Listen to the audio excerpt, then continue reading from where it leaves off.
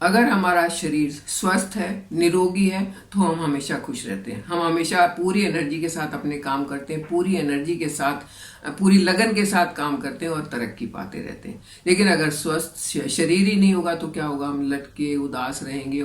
आयुर्वेद में अच्छी हेल्थ पाने के कुछ नियम लिखे गए हैं।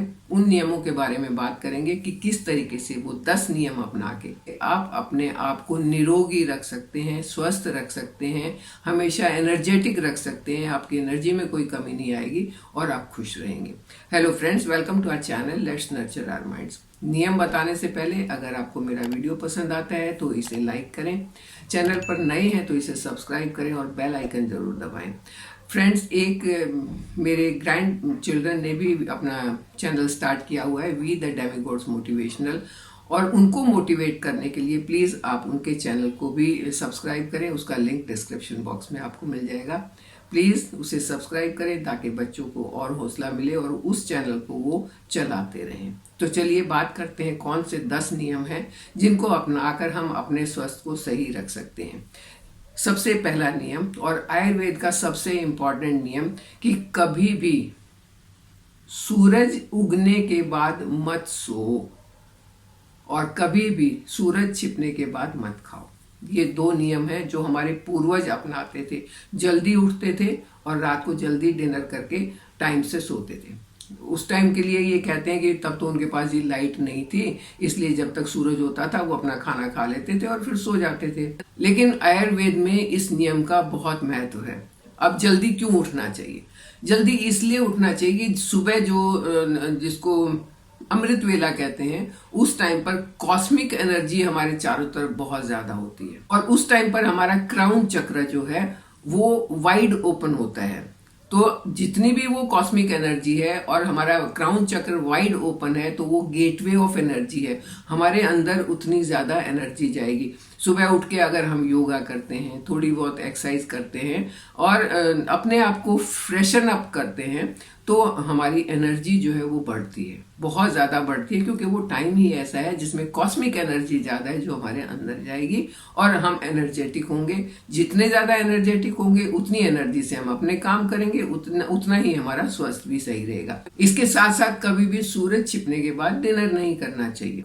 इसका रीजन ये है कि आपके सोने और खाने में कम से कम 2 घंटे का डिफरेंस होना चाहिए ताकि आपने जो खाया है वो आराम से हजम हो सके।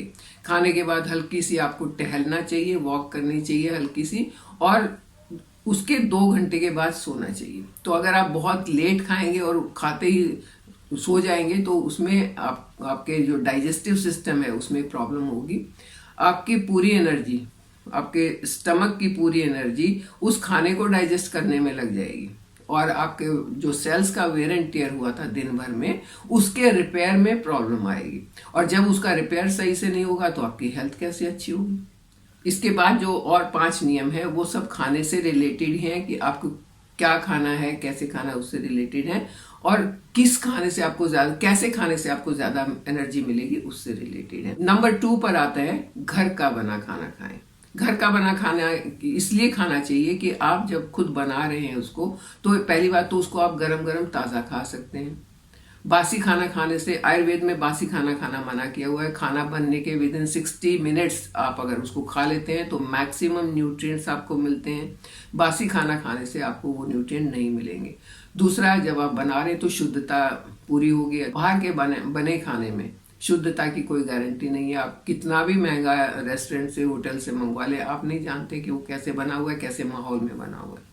तो घर का बना खाना बहुत ज़रूरी है। घर के खाने की एक बात और भी है कि उसमें आप अपने हिसाब से उसमें मसाले डालेंगे, तीखा नहीं करेंगे, ज़्यादा मिर्ची ज़्यादा नहीं करेंगे, और ये बहुत तीखा खाना भी आपको नुकसान कर सकता है। तो नंबर 2 इज़ आपको घर का बना खाना खाना चाहिए। नंबर 3 इज़ कि खाना तो आपको घर का बना खाना चाहिए, लेकिन वो भी भूख से कम खाना चाहिए। अगर आपको 2 चपाती की भूख है तो आपको 1.5 ही चपाती खानी चाहिए। हवा के लिए जगह छोड़नी चाहिए। आप जो खाते हैं उसमें हवा, पानी और खाना, इन 3 चीज़ों की जगह होनी चाहिए। तो आप अपनी भूख से कम खाएं ताकि वो हवा के लिए जगह बचे, और जब हवा के लिए जगह बचेगी तो आपको जगह जगह हवा नहीं छोड़नी पड़ेगी। यानी कि फ्लॉन्टिंग से आपको आपका छुटकारा मिल जाएगा। एसिडिटी नहीं होगी, गैस नहीं बनेगी, और जो गैस पास होती रहती है जो इरिटेशन का तो कारण है ही है, एम्बेरसमेंट का भी कारण बन जाती है, तो वो सब नहीं होगा। आप खाते समय हवा के लिए भी थोड़ी जगह छोड़े, मतलब अपनी भूख से कम खाएं।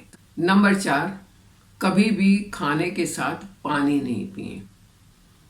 इसका ये भी साइंटिफिकली है कि खाने के साथ पानी नहीं पीना चाहिए। अगर आपको लगता है कि बिना लिक्विड के आपका काम नहीं चलता है तो आप छाछ पी सकते हैं, लस्सी पी सकते हैं, क्योंकि उसमें प्रोबायोटिक काफ़ी होते हैं और वो आपके खाने को हजम करने का एक डाइजेस्टर का काम करेंगे। तो आप छाछ और लस्सी पी सकते हैं, लेकिन पानी तो कभी नहीं पीना चाहिए। इसका कारण ये है कि जब आपका खाना आपके पेट में जाता है तो वहां पर डाइजेस्टिव जूसेस एक्टिव होते हैं, जिसको जठर अग्नि बोलते हैं। वो अग्नि एक्टिव होती है और वो जो जितनी ज़्यादा अच्छे से एक्टिव होगी उतना ज़्यादा आपका खाना डाइजेस्ट अच्छे से होगा। लेकिन अगर आपने उस अग्नि के ऊपर पानी डाल दिया तो आग तो बुझ गई, तो आपका खाना डाइजेशन का जो प्रोसेस था वो स्लो डाउन हो गया और खाना बहुत लंबे समय तक पेट में पड़ के सड़ेगा, वो हजम नहीं होगा।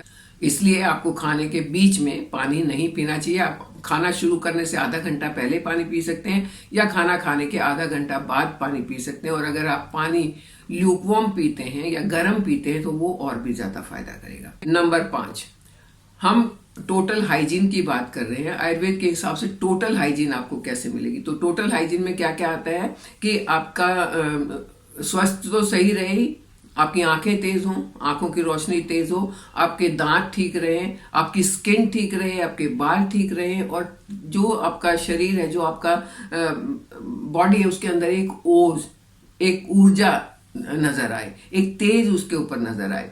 तो इस 5वां नियम है कि अगर आप कुछ भी खाते हैं उसके बाद आपको अच्छे से उंगली से कुल्ला करना बहुत जरूरी है। मुंह में पानी लें, उंगली से चारों तरफ अच्छे से उसको साफ करें और रिंस करके पानी बाहर डालें। अगर मीठा खाते हैं तब तो और भी इम्पोर्टेंट हो जाता है, क्योंकि अगर आपने मीठा खाया और आपने कुल्ला नहीं किया तो दांत खराब होंगे। दांत खराब हुए तो आप खाना ठीक से नहीं खा पाएंगे और उसके बाद डाइजेशन खराब हो जाएगा। तो आपको हर मील के बाद उंगली से अपने दांतों को बहुत अच्छे से साफ करना है। दिन में 2 बार आप ब्रश कर सकते हैं।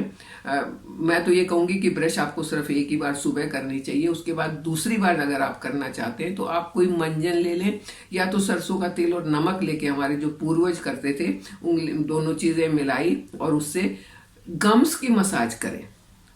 अपने पूरे मुंह में गम्स की मसाज करें उस सरसों के तेल से और नमक से। तो उससे आपकी दांतों की हेल्थ, ओरल हेल्थ आपकी अच्छी रहेगी।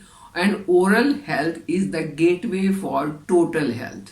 ये आपने कहावत सुनी होगी। अगर आपकी ओरल हेल्थ अच्छी है तो आपकी टोटल हेल्थ भी अच्छी रहेगी। नंबर 6, खाने को प्रसाद की तरह खाएं। आप पूजा करते हैं और पूजा के बाद जो प्रसाद मिलता है उसको कैसे करते हैं? बड़े आराम से दोनों हाथ से लेते हैं, थोड़ा सा लेते हैं और उसको खाते हैं।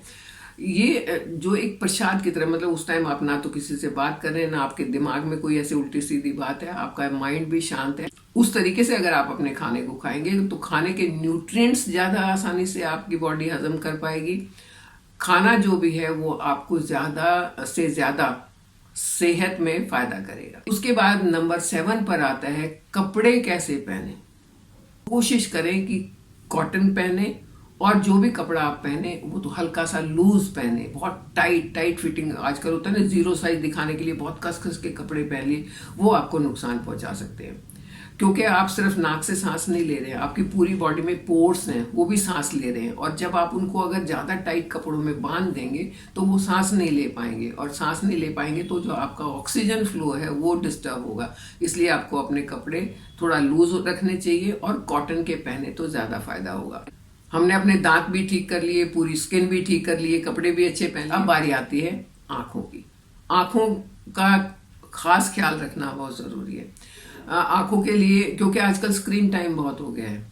आजकल जिसको देखो चलते फिरते मोबाइल में लगे रहते हैं, व्हाट्सएप चेक करते रहते हैं, फेसबुक चेक करते रहते हैं 24 घंटे। अगर एक घर में एक कमरे में 5 लोग बैठे तो पांचों अपना अपना मोबाइल देख रहे हैं, उनके पास आपस में बात करने को भी टाइम नहीं है। ऐसे में आंखों पर जोर पड़ता है। तो आंखों के लिए एक 20-20 एक्सरसाइज होती है कि हर 20 मिनट के बाद आप अपनी आंखों को अपने ऑब्जेक्ट से, अपने स्क्रीन से हटाएं, कहीं दूर देखें, दूर लगभग 20 फीट दूर तक आप देखें और 20 सेकंड तक उसको देखें और फिर आप अपने काम पर वापस आए।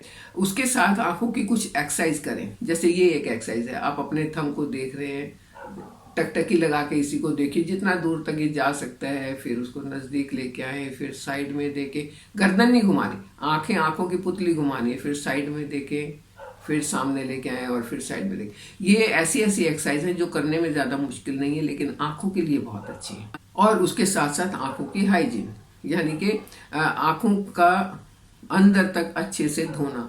आप मुंह में पानी भरें, मुंह में पानी भर के आंखें पूरी बड़ी बड़ी खोलें और इस तरीके से करके आंखों में पानी के छपके लगाएं। नंबर 9 पर आता है, कोशिश करें अपने घर में, बालकनी में, कॉरिडोर में, और अगर आपके पास ग्राउंड है तो वहां पर कुछ मेडिसिनल प्लांट लगाएं। जैसे तुलसी है, जैसे करी पत्ता है, उनको लगाएं।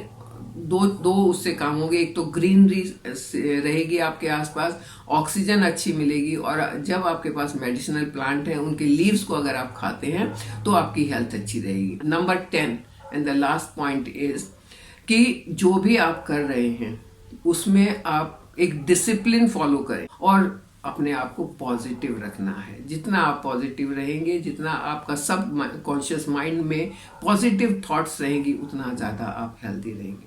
तो आप इन नियमों को अपनाइए, हेल्दी रहिए, मेरे साथ बने रहिए, चैनल को सब्सक्राइब कीजिए। Thank you. आप मुझे इंस्टाग्राम और फेसबुक पर भी फॉलो कर सकते हैं, लिंक डिस्क्रिप्शन बॉक्स में है। और हाँ, प्लीज़ बच्चों के चैनल को सब्सक्राइब जरूर कर दें।